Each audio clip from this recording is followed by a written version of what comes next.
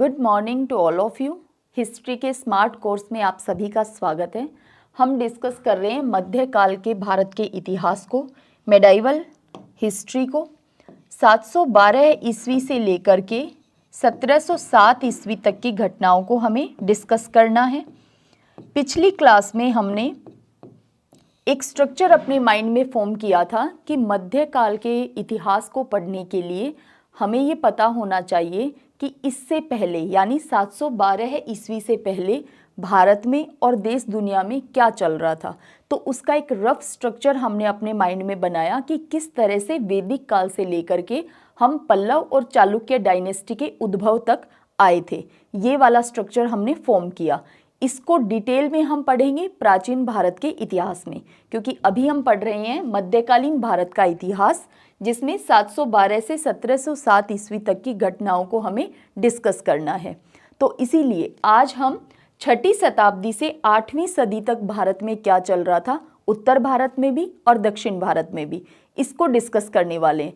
क्योंकि सीधा 712 ईस्वी से पढ़ाना शुरू नहीं किया जा सकता, क्योंकि जैसे ही पल्लव डायनेस्टी के किसी शासक का नाम आएगा तो आपको पता होना चाहिए कि ये डायनेस्टी कब से एग्जिस्टेंस में है, कब से इसका उद्भव हुआ था और ये किसके कौन कौन से इसके शासक बने थे। तो इसीलिए हम स्टार्ट कर रहे हैं पल्लव और चालुक्य डायनेस्टी से। पल्लव वंश, देखिए विंध्य पर्वतमाला और नर्मदा नदी, ये दोनों उत्तर भारत को दक्षिण भारत से अलग करती हैं, यानी ये विभाजक रेखा का काम करती है। नर्मदा नदी मध्य प्रदेश में पूर्व से पश्चिम की तरफ बहती है और इतनी ज़्यादा लंबाई में बहती है कि उसे मध्य प्रदेश की जीवन रेखा कहते हैं। पूरा ईस्ट से लेकर के वेस्ट तक बहती है। तो नर्मदा नदी भी क्या है, उत्तर भारत को दक्षिण भारत से अलग करने का काम करती है। देखिए पल्लव वंश का संस्थापक सिंह विष्णु, जिसने लगभग 575 के आसपास पल्लव वंश की नींव रखी। पल्लवों की जो राजधानी थी, क्योंकि हर एक साम्राज्य की राजधानी हमें पता होनी चाहिए, इससे बेनिफिट क्या होता है कि उस वंश की, उस डायनेस्टी की टेरिटरी कहाँ तक थी ये हमें पता होता है। तो इसलिए इसकी राजधानी, पल्लवों की जो राजधानी थी वो थी कांची, वर्तमान का कांचीपुरम। अभी हम मैप में देख लेते हैं इस चीज़ को। देखिए मैप में देखने का बेनिफिट ये रहता है कि आप प्रेजेंट के भारत के जो स्टेट हैं उनसे तुरंत रिलेट कर पाते हो कि कौन से स्टेट में कौन से वंश का किस समय में शासन था। तो फिर आपको हिस्ट्री के फैक्ट्स कंफ्यूज नहीं करेंगे बिल्कुल भी। देखिए ये है पल्लव डायनेस्टी, और ये जो अभी मैं पल्लव डायनेस्टी बना रही हूँ, जो आपको दिखाई दे रही है बाउंड्री, ऐसा नहीं है कि पूरे समय ही पल्लव डायनेस्टी इतनी बड़ी रही थी। जैसे ही कभी चालुक्य हावी हुए तो पल्लव डायनेस्टी को और कम कर दिया, इन्हें अंदर तक सीमित कर दिया। फिर पल्लवों में कोई शक्तिशाली शासक हुआ, उसने फिर से अपने आप को अपना एरिया एक्वायर कर लिया। तो इस तरह से, लेकिन पल्लव डायनेस्टी का एक रफ स्ट्रक्चर आपके माइंड में रहना चाहिए कि आपको उत्तरी भाग, नॉर्दर्न तमिलनाडु, आंध्र प्रदेश, और ये देखिए कृष्णा रिवर निकल रही है, तो महाराष्ट्र का दक्षिणी हिस्सा, यानी ये वाला जो पार्ट था ये था पल्लव साम्राज्य, और इसकी राजधानी थी कांची। तो ये आपको दिखाई दे रहा है, ये है कांची।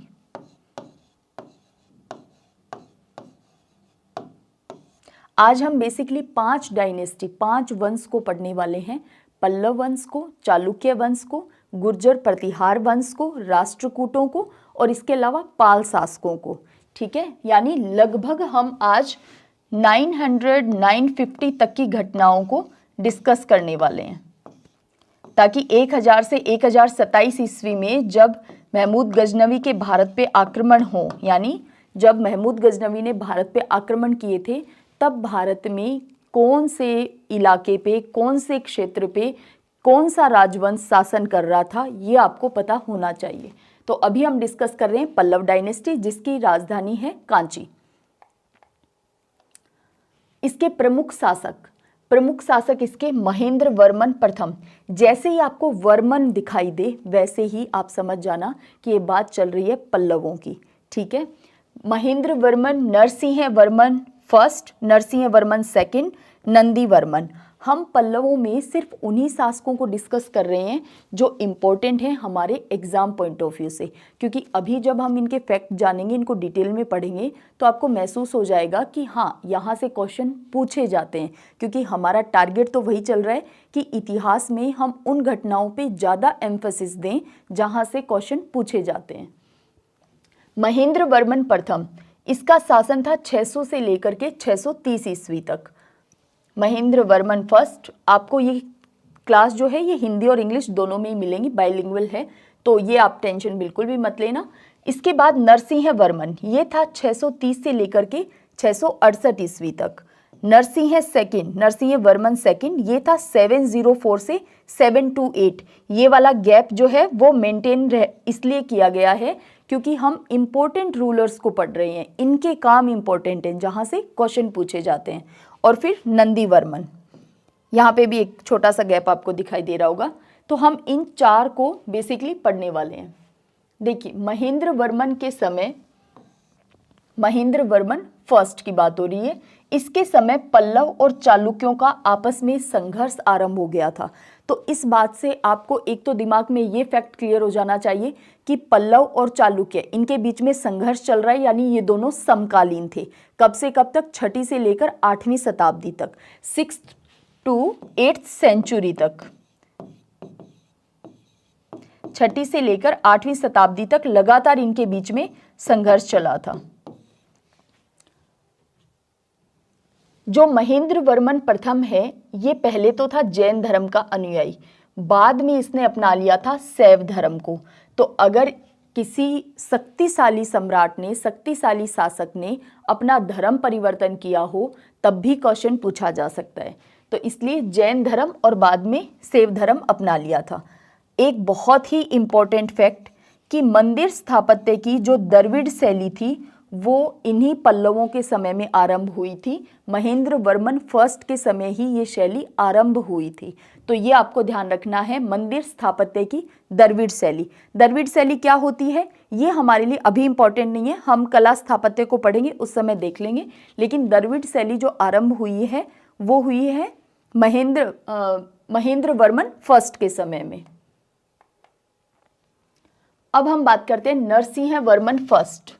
नरसिंह वर्मन फर्स्ट, इसने बादामी के चालुक्यों को पराजित किया। जो चालुक्य थे वो वातापी या बादामी उनकी राजधानी थी, तो इसने वातापी के चालुक्यों को पराजित किया। कौन से वातापी के चालुक्य को पराजित किया? पुलकेशिन सेकंड को। और यहाँ पे नरसिंह वर्मन फर्स्ट जो है वो इम्पोर्टेंट इसलिए हो जाता है क्योंकि आप देख पा रहे हैं यहाँ पे हर्षवर्धन, पुलकेशिन सेकंड और नरसिंह वर्मन, ये तीनों समकालीन थे। समकालीन कैसे थे? हर्षवर्धन का जो समय था ये था 606 ईस्वी से लेकर के 647, 647 तक। जो पुलकेशिन सेकंड है जो कि चालुक्य नरेश है, चालुक्य शासक है, इसका समय था 609 से लेकर के 642 तक। और जो नरसिंह वर्मन है इसने शासन किया 630 से लेकर के 668 तक।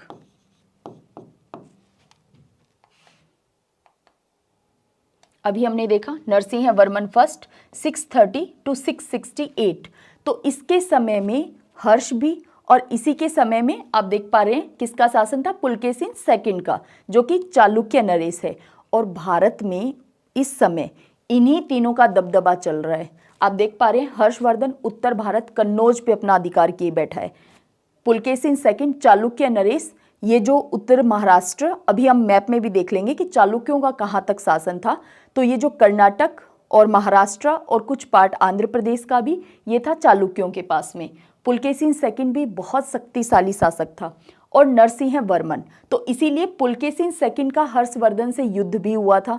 ये हम हर्षवर्धन को कब डिटेल में पढ़ेंगे? जब प्राचीन भारत के इतिहास में पुष्यभूति वंश को पढ़ेंगे। अब हमारे लिए ये दोनों ही क्यों इंपॉर्टेंट है, चालुक्य और पल्लव वंश को पढ़ना ही, क्योंकि इन्हीं से आगे की घटनाएं हमें डिस्कस करनी है। तो अभी के लिए इन वंशों का आपको पता होना चाहिए। पुलकेशिन सेकंड को हरा करके इसने एक स्तंभ स्थापित किया, वातापी कोंड। अब आप कभी भी कंफ्यूज नहीं होगे, वातापी कोंड की उपाधि किसने धारण की थी? नरसिंह वर्मन फर्स्ट ने धारण की थी। क्यों? क्योंकि इसने पुलकेशिन सेकंड को हराया था और क्योंकि पुलकेशिन सेकंड चालुक्य शासक था और चालुक्यों की राजधानी थी वातापी, तो इसीलिए इसने वातापी का विजेता, वातापी कोंड का मतलब होता है वातापी को जीतने वाला, तो वातापी को जीतने के नाते इसने उपाधि धारण की थी। क्योंकि आप बहुत बार उपाधियों में कंफ्यूज होते हो। देखो वैसे तो अभी वर्तमान में, क्योंकि हम रहते हैं हमारे कॉन्स्टिट्यूशन के अधीन, भारत में क्या है, सर्वोच्चता किसकी है, संविधान की है, और आर्टिकल 18 बात करता है उपाधियों के अंत की। लेकिन जब हम प्राचीन भारत का इतिहास, मध्यकालीन भारत का इतिहास और इवन 1857 की क्रांति तक भी, और इवन 1947 तक भी, जब तक अंग्रेज यहाँ से चले नहीं गए तब तक भी हमारे लिए उपाधियां इंपॉर्टेंट हो जाती हैं एग्जाम पॉइंट ऑफ व्यू से, क्योंकि क्वेश्चन पूछ लिए जाते हैं। वर्तमान में तो उपाधियों का अंत हो चुका है, आर्टिकल 18 जो कि हमारा फंडामेंटल राइट है, ठीक है। तो अभी हम बात करें वातापी कोंड उपाधि धारण की थी नरसिंह वर्मन फर्स्ट ने। क्यों धारण की, अब जब आपको कारण पता रहेगा तो आप इस फैक्ट को कभी नहीं भूलोगे। चीनी यात्री हेनसांग, अब देखो हेनसांग को हम याद करते हैं कि हेनसांग भारत आया था, चीनी यात्री, और हेनसांग को जो यात्रा वृत्तांत है उससे भी हमें पता चलता है हमारे इतिहास के बारे में। भाई हम रिलेट करते हैं चीज़ों को कि क्या हेनसांग ने भारत के बारे में जो लिखा वो हमारे यहाँ पे भी वैसे कुछ फैक्ट, कुछ सोर्स मिलते हैं क्या। अगर दोनों जगह सेम बात होती है तो इतिहासकार उसे क्या कहते हैं कि ये इतिहास की बिल्कुल सच्ची घटना है। तो ऐसे हम कंपेयर कर करके एक दूसरे का मैच, मिलान करवा करवा के तथ्यों का, तब हम इतिहास की घटनाओं के बारे में हमें पता चलता है। तो इन जो ट्रेवलर्स थे, ये जो यात्री थे, इनके वृत्तांत बहुत इंपॉर्टेंट होते हैं।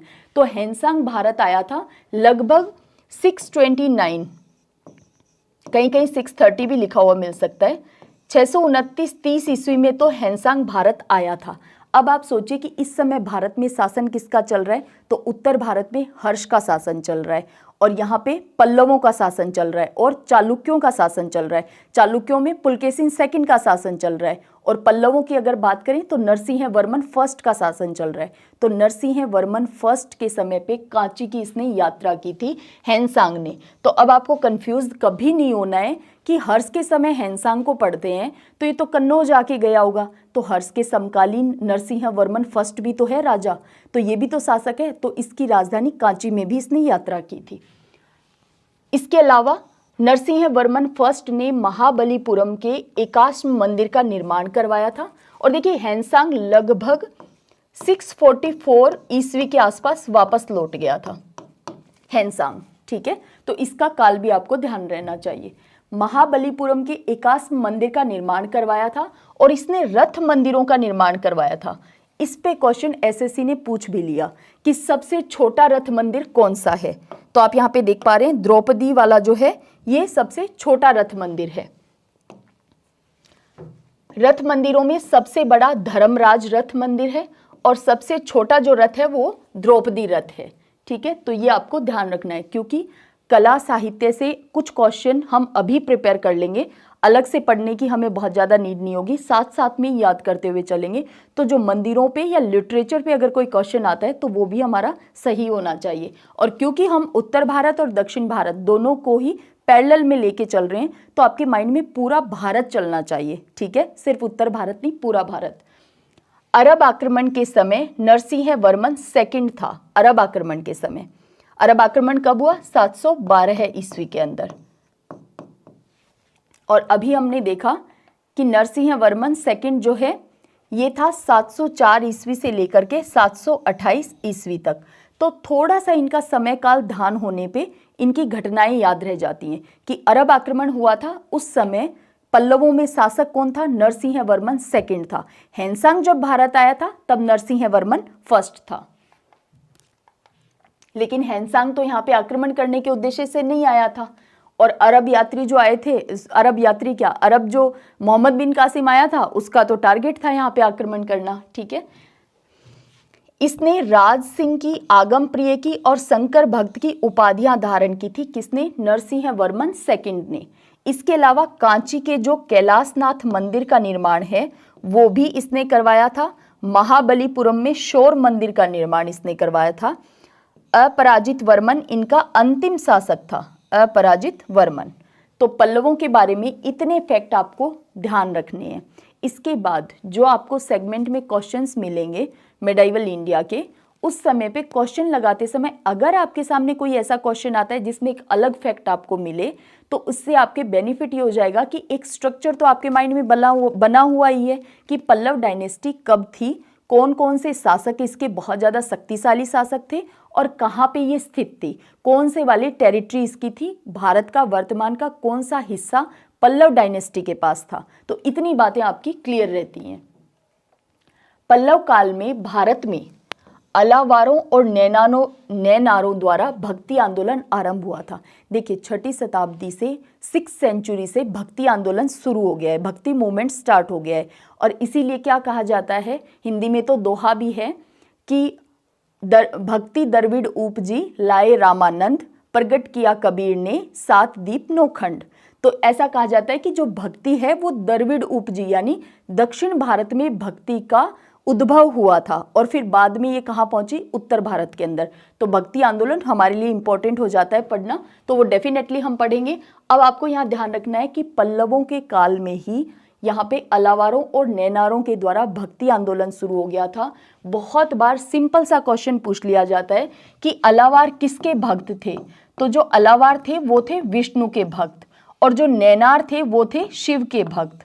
अब याद कैसे रहेगा, कंफ्यूज हो जाते होंगे कि भाई कौन विष्णु के भक्त थे, कौन शिव के भक्त थे। तो नैनार शब्द क्या आ रहा है, नैनार यानी नैन से आ रहा है ये। और तीसरी आंख किसकी खुलती है, शिव जी की। जब जब वो क्रोधित होते हैं तो तीसरी आंख शिव जी की खुलती है। तो नैनार किसके भक्त होंगे, शिव के भक्त होंगे। तो अलावार ऑटोमेटिक किसके बच जाएंगे, विष्णु के भक्त। तो इस तरह से जब 2 पर्टिकुलर फैक्ट के अंदर आपको कंफ्यूजन हो तो किसी एक को पकड़ करके किसी ऐसे फैक्ट के साथ जोड़ लो ताकि आपको कभी कोई ट्रिक ना लगानी पड़े, क्योंकि नैनार यानी नैन से इसका रिलेशन दिख रहा है। और तीसरा नैन किसके पास होता है क्रोधित होने पे, भगवान शिव के पास। तो शिव के भक्तों को नैनार और अलावार हम विष्णु के भक्तों को। और ये स्टार्ट कब हुआ है, पल्लव काल में। तो ये इंपॉर्टेंट फैक्ट है। नरसिंह वर्मन सेकंड के दरबार में संस्कृत विद्वान दंडिन रहते थे और दंडिन की रचना इंपॉर्टेंट है 10 कुमार चरित। ये रचना आपको ध्यान रखनी है दंडिन की। तो हमने बेसिकली नरसिंह वर्मन फर्स्ट और सेकंड इनके बारे में आपको इनके कार्य और इनके समय का ध्यान होना चाहिए, क्योंकि क्वेश्चन यहीं से पूछा जाता है।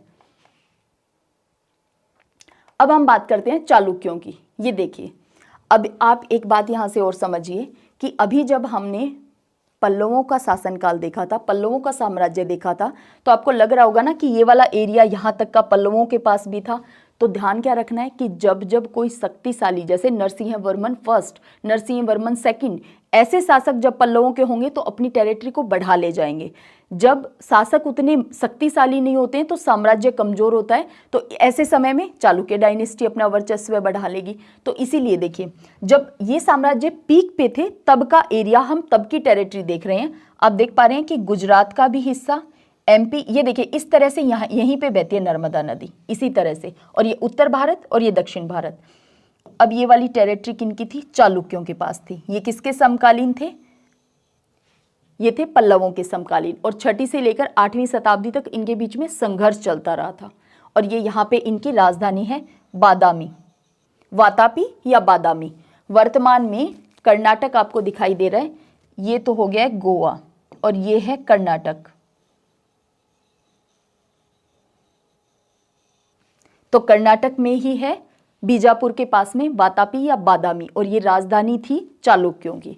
और डायनेस्टी आपको दिखाई दे रही है कि महाराष्ट्र है, मध्य प्रदेश का भी कुछ पार्ट है, कर्नाटक तो आ ही गया है पूरा, और इसके अलावा यहाँ पे आंध्र प्रदेश और तेलंगाना, वर्तमान में तो दोनों अलग स्टेट हो गए हैं। तो ये यहाँ पे क्या है, तेलंगाना, और ये वाला आंध्र प्रदेश, ये हो गया है तेलंगाना और ये आंध्र प्रदेश। तो इतना सारा पार्ट इनके पास था। तो स्टेट आपको ध्यान रहने चाहिए, क्योंकि मैप का यूज करने का पर्पज जो है वो यही है। चालुक्य वंश, वाकाटकों के बाद हमने देखा था, सातवाहनों के बाद वाकाटक, वाकाटकों के बाद साम्राज्य ले लिया था चालुक्य वंश ने। तो चालुक्य वंश का जो प्रभाव है वो वाकाटकों के बाद बढ़ा।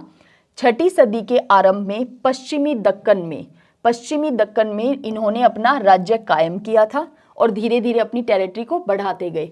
इनकी राजधानी वातापी थी, पल्लवों की राजधानी कांची थी, वर्तमान का कांचीपुरम। इनकी राजधानी वातापी या बादामी थी, इसीलिए इनको क्या कहते हैं, वातापी के चालुक्य। आज हम देखेंगे कल्याणी के चालुक्य कैसे बने, कैसे वो शाखा बनी, और वेंगी के चालुक्य कैसे बने। इनका जो मुख्य घराना था वो था वातापी, जहां पे इन्होंने 200 वर्षों तक शासन किया। लगभग 757 तक इन्होंने वहां पे शासन किया। फिर राष्ट्रकूट वहां पे आ गए। अब आपको एक सीक्वेंस जनरेट हो रहा होगा ना कि वाकाटक गए, चालुक्य आ गए, चालुक्यों का शासन कमजोर हुआ तो राष्ट्रकूट आ गए थे, और जब राष्ट्रकूट खत्म हुए उस समय पे चोल इतने ज्यादा शक्तिशाली हो गए थे दक्षिण भारत के अंदर। तो ये सीक्वेंस आपके माइंड में चलना चाहिए। चालुक्य वंश कई स्वतंत्र राजघरानों में बट गया था, जैसे वेंगी के चालुक्य, कल्याणी के चालुक्य, ये आज हम देख ही लेंगे। वातापी के चालुक्यों को हम कहते हैं पश्चिमी चालुक्य शाखा, और जो वेंगी के चालुक्य हैं उनको कहते हैं पूर्वी शाखा, पूर्वी चालुक्यों की शाखा। जयसिंह ने वातापी के चालुक्य वंश की स्थापना की थी, और अगर हमें इसके प्रमुख शासक याद करने हों तो वो है पुलकेशिन फर्स्ट, जिसे वास्तविक संस्थापक कहा जाता है चालुक्य डायनेस्टी का, वास्तविक संस्थापक पुलकेशिन फर्स्ट को। और पुलकेशिन सेकंड ये किसके समय में था, हर्ष के समय में, और पल्लव नरेश नरसिंह वर्मन फर्स्ट के समय में। तो ये तीनों नाम तो आपको टिप्स पे रहने चाहिए, हर्षवर्धन, पुलकेशिन सेकंड और नरसिंह वर्मन फर्स्ट, और इन तीनों का समय भी। पुलकेशिन सेकंड 609 से 642 ईस्वी। इस पुलकेशिन सेकंड ने हर्ष तक पे यानी नर्मदा नदी के तट तक पहुंच गया था ये, और वहां पे हर्ष के साथ इसने युद्ध किया था। और पुलकेशिन सेकंड और नरसिंह वर्मन इन दोनों के तो आपस में लड़ाई चलती रहती थी। पुलकेशिन सेकंड ने 610 ईस्वी में कृष्णा और गोदावरी दोआब पे पल्लवों से छीन लिया, और यह कहलाया दोआब, वेंगी प्रांत के नाम से प्रसिद्ध हुआ ये वाला एरिया, यानी पल्लवों से इसने छीन लिया और इसको कहा वेंगी प्रांत। और इस वेंगी प्रांत में जो शाखा थी चालुक्यों की वो कहलाई वेंगी के चालुक्य, वेंगी के चालुक्य, या फिर पूर्वी चालुक्य के नाम से फेमस हुए। तो ये वेंगी प्रांत के नाम से फेमस हुआ। कैसे फेमस हुआ ये ध्यान रहेगा। पुलकेशिन सेकंड जो कि शक्तिशाली शासक है, इसने पल्लवों से छीन लिया है और यहाँ पे वेंगी प्रांत बना दिया है, जो कि फेमस हो गया है वेंगी के चालुक्यों से। यह शाखा कहलाई वेंगी के पूर्वी चालुक्य। पुलकेशिन सेकंड नर्मदा नदी के तट पे हर्षवर्धन को इसने पराजित किया था। पुलकेशिन सेकंड के बारे में हमें कैसे पता चलता है कि इसने हर्षवर्धन को हराया था? ऐहोल अभिलेख से। ऐहोल अभिलेख से हमें जानकारी मिलती है, क्योंकि पुलकेशिन सेकंड का जो दरबारी कवि था रवि कीर्ति, इसने यहाँ पे प्रशस्ति उत्कीर्ण की है ऐहोल अभिलेख पे। तो ऐहोल अभिलेख ध्यान रहना चाहिए, रवि कीर्ति ध्यान रहना चाहिए, और इसके अलावा पुलकेशिन सेकंड, और इसने हराया है हर्ष को नर्मदा नदी के तट पे। तो इतने फैक्ट आपको ध्यान रहने चाहिए। अब हम बात करें विक्रमादित्य सेकंड की, और ये टाइम हम सीधा 100 ईयर जंप कर गए हैं, 733 से 745 ईस्वी। इस बीच में क्या चलता रहेगा? कभी चालुक्य हावी हो रहे हैं, कभी पल्लव हावी हो रहे हैं, लेकिन इन्होंने कभी भी चोल, चेर, पांड्यों इनको उभरने नहीं दिया। इसीलिए आप इस वाले टाइम ड्यूरेशन में हम क्या पढ़ रहे हैं, 6ठी से 8वीं में चालुक्य और पल्लव, चोल, चेर, पांड्य को नहीं पढ़ रहे, क्योंकि जब चोल हावी होंगे उस समय पे, यानी शक्तिशाली होकर उभर कर आएंगे वापस, उस समय पे हम चोल डायनेस्टी हमारे लिए इंपॉर्टेंट हो जाती है पढ़नी। इसने 740 ईस्वी में पल्लवों को पूरी तरह पराजित कर दिया, यानी चालुक्यों ने पल्लवों को पूरी तरह पराजित कर दिया है 740 में। क्यों? फिर से इंपॉर्टेंट शासक कौन है? विक्रमादित्य सेकंड। इसने 3 बार कांची पे आक्रमण किए लगातार, क्योंकि पल्लवों की राजधानी अभी हमने देखा कांची थी, और कांची पे आक्रमण कर करके पूरी तरह से उनकी शक्ति को खत्म ही कर दिया, और यहाँ से पल्लव एकदम कमजोर, बिल्कुल अंत हो गया पल्लव साम्राज्य का। विक्रमादित्य सेकंड जो इतना शक्तिशाली शासक है, तो इसके बारे में ध्यान रखना है। विरूपाक्ष मंदिर का निर्माण इसी के समय में हुआ था, 740 AD के अंदर विरूपाक्ष मंदिर। अब हम बात करते हैं राष्ट्रकूट वंश की। तो पल्लव और चालुक्य डायनेस्टी के बारे में जो इंटरेस्टिंग फैक्ट है, जहां से क्वेश्चन पूछे जा सकते हैं, वही हमने पढ़े हैं, जो कि इंपॉर्टेंट है। अब हम बात करते हैं राष्ट्रकूट वंश। एक्चुअल में तो हमारा मेडाइवल यहीं से स्टार्ट होता है बेसिकली। देखिए, राष्ट्रकूट वंश पाल प्रतिहार के समकालीन, यानी जैसे चालुक्य और पल्लव समकालीन थे, ठीक उसी तरह राष्ट्रकूट, पाल और गुज्जर प्रतिहार या प्रतिहार लिखा हुआ भी मिल सकता है। गुज्जर इसलिए लगा देते हैं क्योंकि गुजरात में इनका उद्भव माना जाता है, उसी एरिया में इनका उद्भव माना जाता है, तो इस वजह से इनको गुज्जर प्रतिहार कह दिया जाता है। ये तीनों जो डायनेस्टी थी ये समकालीन थी, एक ही समय पे थी। सबसे पहले राष्ट्रकूट को देखते हैं।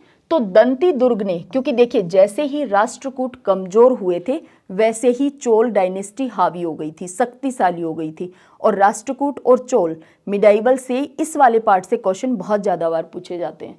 तो दंती दुर्ग ने इसकी स्थापना की थी। राजधानी मान्यखेत या मालखंड, शोलापुर के पास इनकी जो राष्ट्रकूट वंश था, इनकी राजधानी मान्यखेत या मालखंड थी। राष्ट्रकूटों ने संघर्ष किया किसके साथ में? एक तो वेंगी के पूर्वी चालुक्यों के साथ में, क्योंकि वेंगी के पूर्व चालुक्य हमने देखा था कि किस तरह से चालुक्य की ये शाखा पल्लवों से वो एरिया छीन करके बनाई गई थी।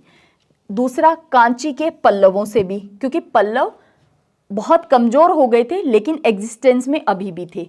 इसके अलावा यहाँ पे देखिए फिर से नाम आया मदुरई के पांड्या की, यानी ये पांड्या कोई बहुत ज़्यादा शक्तिशाली तो नहीं थे, लेकिन इन राष्ट्रकूटों ने इनको और ज़्यादा दबा दिया, और ज़्यादा कमजोर कर दिया, यानी एक तरह से खुद के अधीन ही कर लिया था।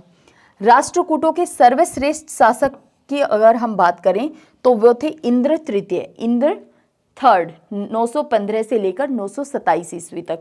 इसके अलावा कृष्ण तृतीय 939 से 965 तक। इन दोनों से सबसे ज़्यादा बार क्वेश्चन पूछे जाते हैं। ये दोनों हमारे लिए एग्जाम पॉइंट ऑफ व्यू से इंपॉर्टेंट है, इंद्र थर्ड और कृष्ण थर्ड। अब हम राष्ट्रकूटों के और शासकों की बात करते हैं। देखो, कृष्ण फर्स्ट, अभी हमने देखा कि दंती दुर्ग ने इसकी स्थापना की।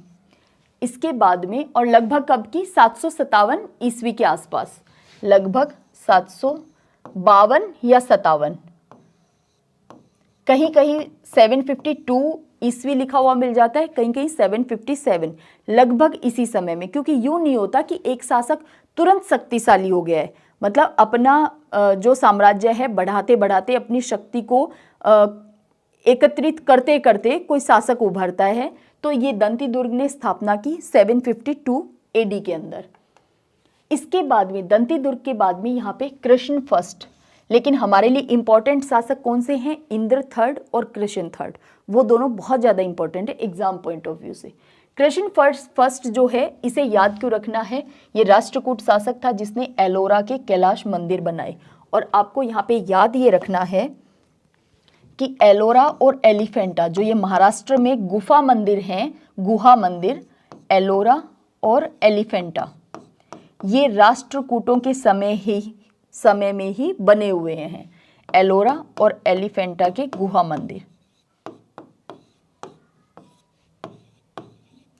और यहाँ पे जो एलोरा का कैलाश मंदिर है वो बना है कृष्ण फर्स्ट के समय में। ये क्या है? राष्ट्रकूट शासक है। ये राष्ट्रकूट शासकों के समय में ही बने हैं। इसके बाद देखिए ध्रुव, राष्ट्रकूटों का जो शासक ध्रुव है ये बहुत शक्तिशाली शासक है। इसने 2 वंशों को हराया है। किसे? एक तो प्रतिहार वंश के नरेश वत्सराज को इसने हराया था, दूसरा पाल नरेश धर्मपाल को इसने हराया था। अब जब हम पाल नरेश को पढ़ेंगे यानी पाल शासकों को पढ़ेंगे, फिर से धर्मपाल आ जाएगा। उस समय हम क्या पढ़ेंगे कि धर्मपाल को ध्रुव ने हराया था, ठीक है। और यहाँ पे हम राष्ट्रकूटों के, क्योंकि ये तीनों जो वंश हैं, तीनों जो डायनेस्टी हैं वो समकालीन हैं, तो यहाँ पे ध्रुव को क्या कहा जाता है? धारा वर्ष भी लिखा हुआ मिल जाता है ध्रुव के बारे में। तो ध्रुव ने प्रतिहार नरेश, एक तो वत्सराज को हराया था, पाल शासक धर्मपाल को इसने हराया था। ध्रुव का बेटा था गोविंद थर्ड, ये बहुत ही योग्य शासक था, तो इसलिए ध्रुव ने अपना पद इसे दे दिया था, यानी इसको शासक बना दिया था अपने रहते हुए ही। तो गोविंद थर्ड जब शासक बना तो इसने क्या किया? सबसे पहले तो पल्लव, पांड्य और गंग, जो कि बहुत ही कम शक्तिशाली साम्राज्य थे इस समय में, लेकिन इनका संघ, इनका गुट बनता जा रहा था राष्ट्रकूटों के खिलाफ। तो इसने सबसे पहले तो गोविंद थर्ड ने उस संघ को समाप्त किया जो कि बन रहा था पल्लव, पांड्य और गंग का, तो उसको समाप्त किया। फिर इसने नागभट्ट सेकंड, इसको पराजित किया। ये नागभट्ट सेकंड कौन है? ये प्रतिहार शासक है। क्योंकि बार बार मैं रिकॉल करवा रही हूँ, क्योंकि अब मैं नहीं चाहती कि इतना डिटेल में और इतने प्यारे फैक्ट और घटनाओं के साथ इतिहास पढ़ने के बाद आप कभी भी हिस्ट्री का कोई क्वेश्चन गलत करो। तो ऐसा मैं बिल्कुल नहीं चाहती, इसीलिए बार बार चीज़ें रिवाइज चल रही हैं।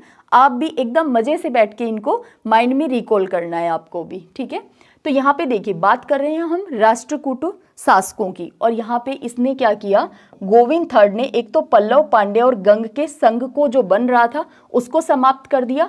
दूसरा, प्रतिहार शासक नागभट्ट सेकंड को इसने पराजित कर दिया था। यानी ये गोविंद थर्ड जो था वो राष्ट्रकूटों का एक शक्तिशाली शासक था। इसके बाद हम बात करें अमोघ वर्ष की। अमोघ वर्ष जो है वो जैन धर्म का अनुयायी था, और इस अमोघ वर्ष ने कृष्णा नदी की जो सहायक नदी है तुंगभद्रा नदी, उसमें इसने जल समाधि ले ली थी, तुंगभद्रा नदी में।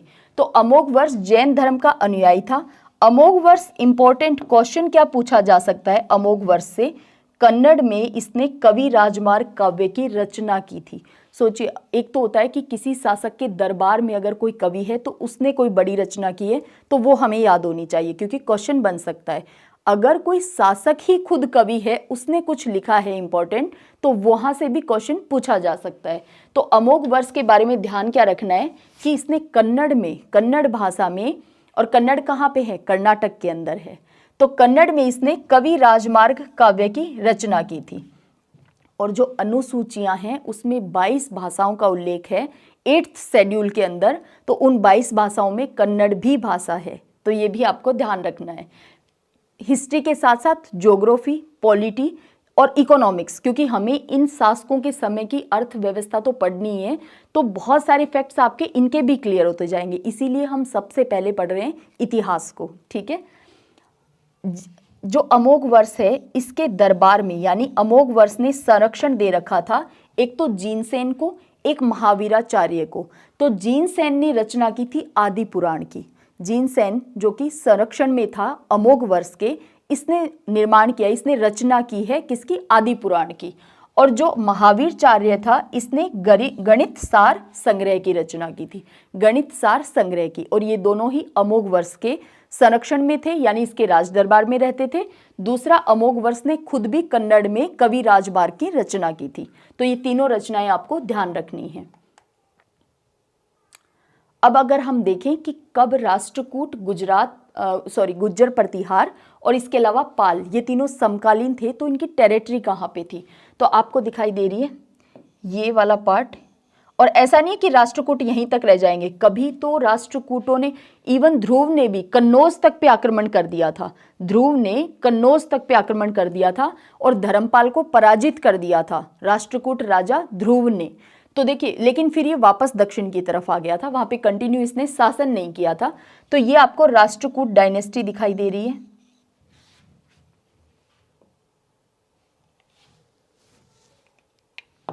इसके बाद ये देखिए, ये गुजरात, प्रेजेंट में जहां गुजरात है वहीं पे डायनेस्टी है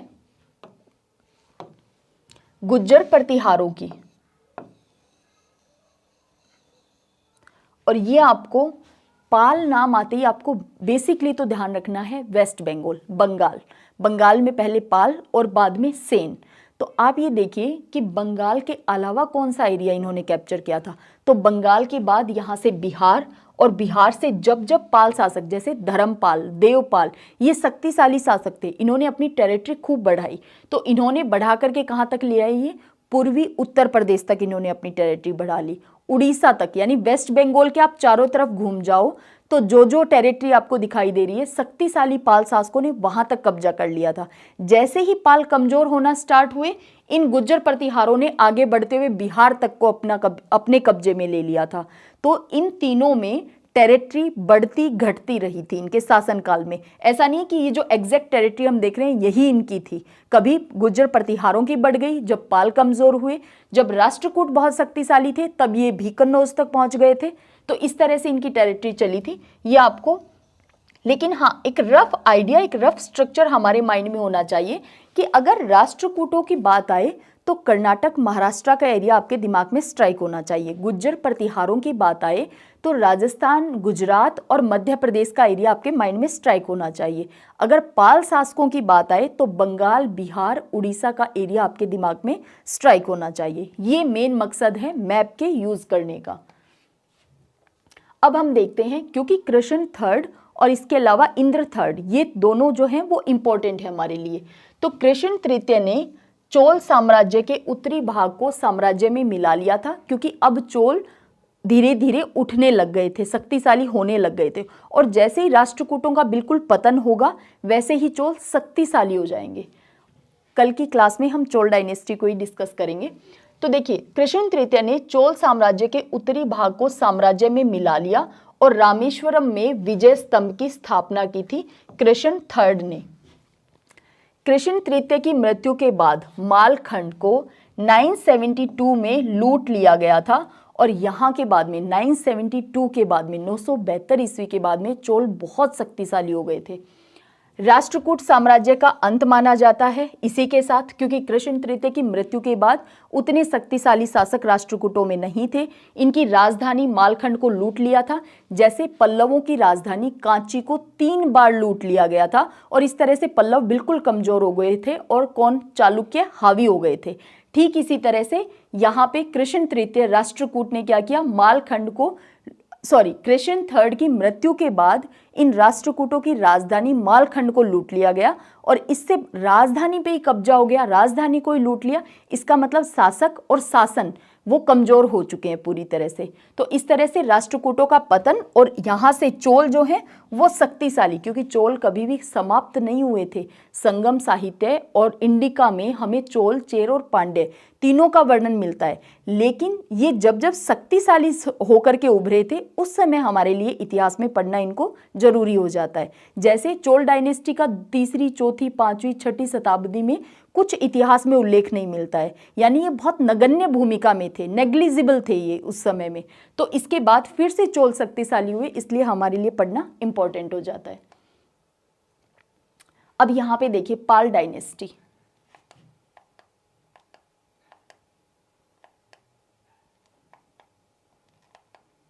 एक सेकेंड,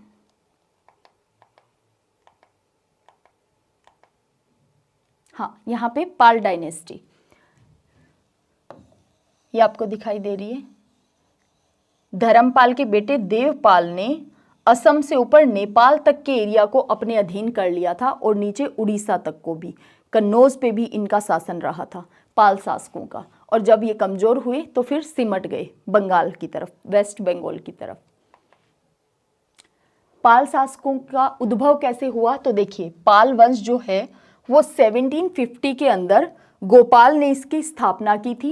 गोपाल के बाद उसका बेटा, उसका पुत्र धर्मपाल शासक बना, और धर्मपाल के बाद देवपाल शासक बना। ये तीनों जो हैं वो शक्तिशाली शासक थे पाल वंश के। बंगाल और बिहार पे पाल शासकों का आधिपत्य था। हमें कैसे पता चलता है कि भाई बंगाल में पाल शासक थे, तो यात्रा वृत्तांत से। सुलेमान एक अरबी व्यापारी था, और इसने एक किताब लिखी रुहमा, जिसमें पाल शासकों को रुहमा कहा गया था। पाल वंश के बारे में रुहमा उल्लेख किया गया था।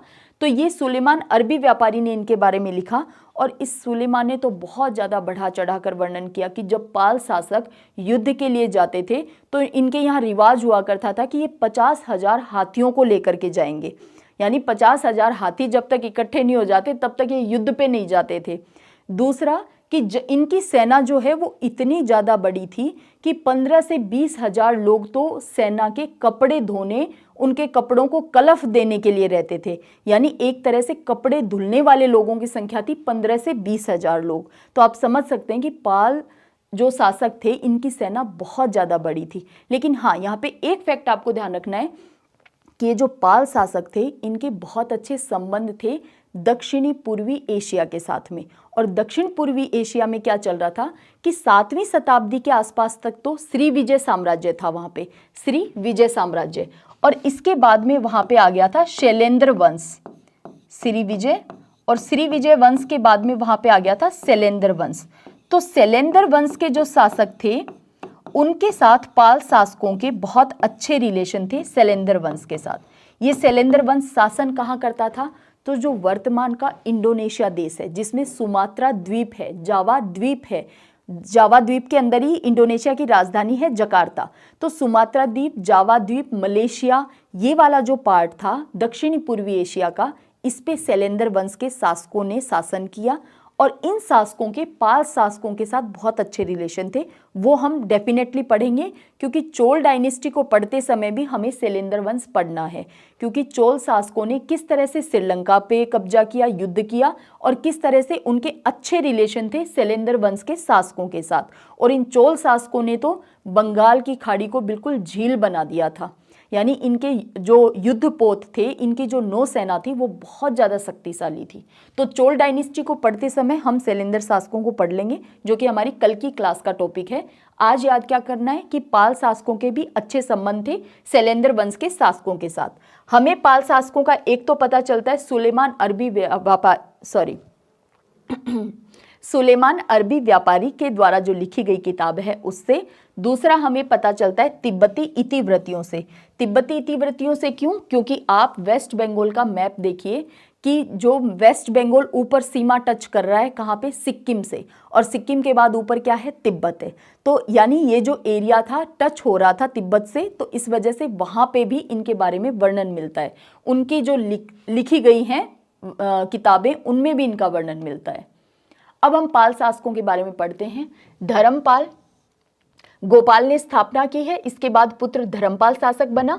770 ईस्वी से 810 ईस्वी तक इसने शासन किया। नालंदा विश्वविद्यालय, ये क्वेश्चन बहुत बार पूछा गया है। नालंदा विश्वविद्यालय को बनवाया नहीं है, उसका पुनर्जीवित यानी उसका जीर्णोद्धार करवाया है, यानी वो जो टूट फूट गया था उसको ठीक करवाया है। किसने? धर्मपाल ने, ये ध्यान रखना है। और देखिए उस समय शिक्षा का केंद्र थे नालंदा भी और विक्रमशिला भी। तो आपको याद कैसे रहेगा कि गोपाल ने किया था, धर्मपाल ने किया था, या देवपाल ने किया था? पाल तो याद रह गया, लेकिन ये नहीं याद आ रहा कि विश्वविद्यालय की स्थापना और नालंदा विश्वविद्यालय को ठीक यानी मरम्मत किसने करवाई थी? तो धर्म। उस समय शिक्षा क्या थी? धर्म को किससे जोड़ते हैं? शिक्षा से।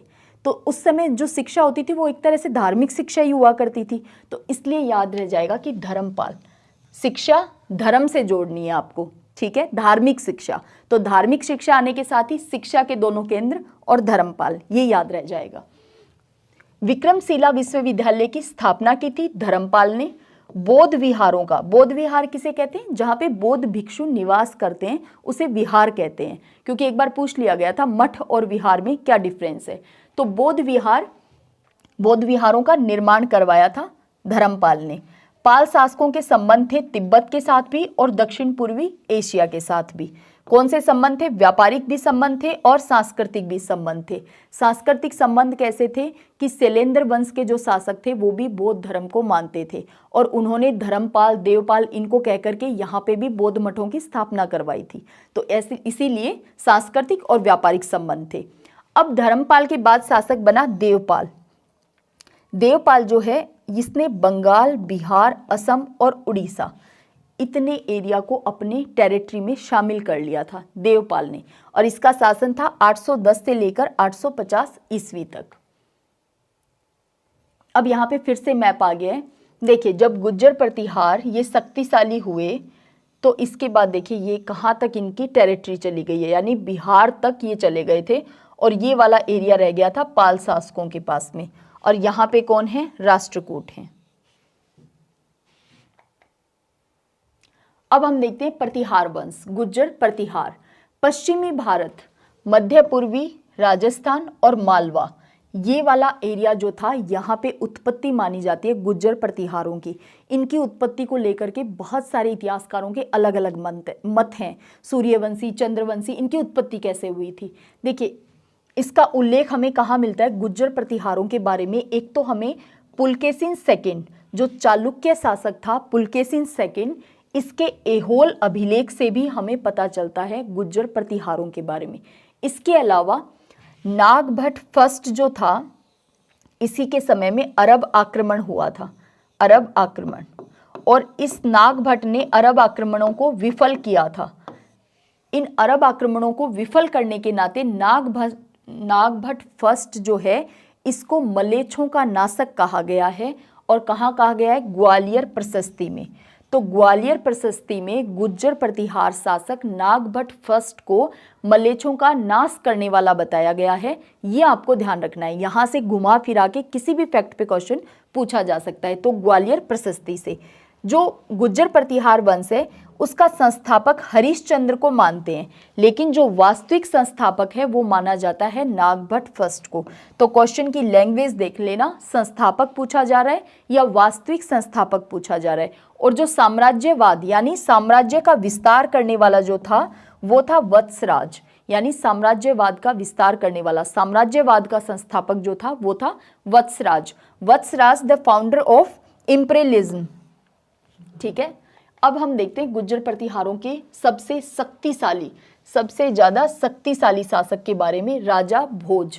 क्योंकि एक परमार वंशी राजा भी भोज हुआ था, उनका नाम भी भोज था, तो इसी वजह से गुज्जर प्रतिहार और परमार वंशी दोनों भोज को अलग अलग करने के लिए इस गुज्जर प्रतिहार वाले राजा भोज को मिहिर भोज भी कह दिया जाता है, मिहिर भोज। तो आपको जो क्वेश्चन मिलेगा वो सिर्फ राजा भोज से ना दे करके, क्योंकि उससे तो कंफ्यूज हो जाओगे आप कि ये परमार वंशी भोज की बात हो रही है या गुज्जर प्रतिहार वाले भोज की बात हो रही है।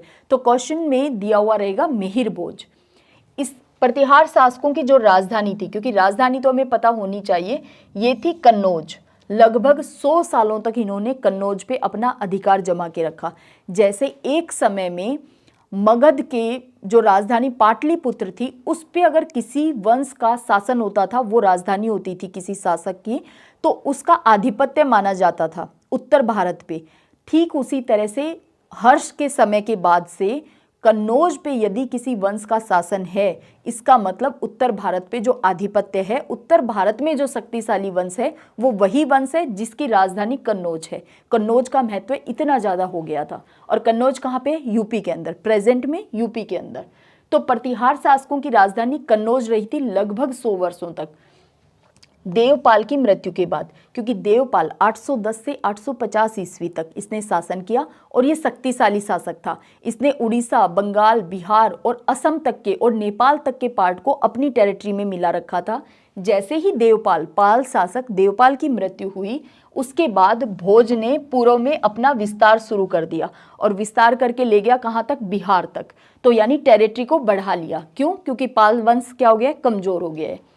भोज ने विष्णु भक्त और आदिवरा, विष्णु का तो ये भक्त था और इसने आदिवराह की उपाधि धारण की थी। किसने? राजा भोज ने, जिसको हम कहते हैं मिहिर भोज। इसके अलावा देखिए, भोज लगभग 885 ईस्वी तक इसने शासन किया था, लगभग 885, क्योंकि एग्जैक्ट इनके बारे में डेट मिल नहीं पाती है। एनसीईआरटी ने भी लगभग शब्द का यूज कर रखा है, तो लगभग यहां तक। इसके बाद देखिए, भोज के बाद में इसका बेटा महेंद्रपाल शासक बना था 908 से 909 ईस्वी तक, लगभग 908-909। यहाँ पे भी दो डेट आपको दिखाई दे रही है ना, कि लगभग 885 से लेकर के और लगभग 908 या 909 ईस्वी तक शासन किया राजा भोज के बेटे महेंद्रपाल ने। और महेंद्रपाल के बाद महिपाल ने शासन किया। महिपाल के लिए एक बात आपको याद रखनी है कि महिपाल के दरबार में राजशेखर, जो कि एक महान कवि और नाटककार था, ये रहता था। तो राजशेखर को संरक्षण किसने दे रखा था? महिपाल ने। महिपाल किसका पुत्र है? महेंद्रपाल का। और महेंद्रपाल किसका पुत्र है? राजा भोज का। तो भोज, महेंद्रपाल और महिपाल, ये तीनों आपको ध्यान रखने हैं। अब देखिए, यहाँ पे जब यहाँ पे शासन था महेंद्रपाल का लगभग 908-909 ईस्वी से, और जब यहाँ पे शासन था महिपाल का, इस समय में राष्ट्रकूट शासक इंद्र तृतीय ने लगभग 915-918 ईस्वी में इन पे आक्रमण किया था। गुज्जर प्रतिहारों पे आक्रमण किया है राष्ट्रकूट शासक ने। किसके समय में? महिपाल के समय में। और फिर कृष्ण तृतीय, देखो हमने अभी देखा था कि राष्ट्रकूट राजाओं में इंद्र थर्ड और कृष्ण थर्ड, ये तीनों बहुत ज़्यादा, ये दोनों जो हैं वो बहुत ज़्यादा इंपॉर्टेंट रूलर हैं। तो कृष्ण तृतीय राष्ट्रकूट शासक है ये, इसने गुर्जर प्रतिहारों को एकदम समाप्त ही कर दिया था। कब समाप्त कर दिया था? 963 के अंदर कृष्ण तृतीय ने 963 ईस्वी में इन पे आक्रमण किया और कन्नौज को पूरी तरह से लूट लिया गया था। कन्नौज पे खूब हमला हुआ था और इसके बाद से गुर्जर प्रतिहारों की जो शक्ति थी वो समाप्त मानी जाती है। और ऐसा किया किसने? राष्ट्रकूटों ने। ठीक है। और राष्ट्रकूटों के बाद चोल बहुत ज़्यादा शक्तिशाली होकर के उभरे थे।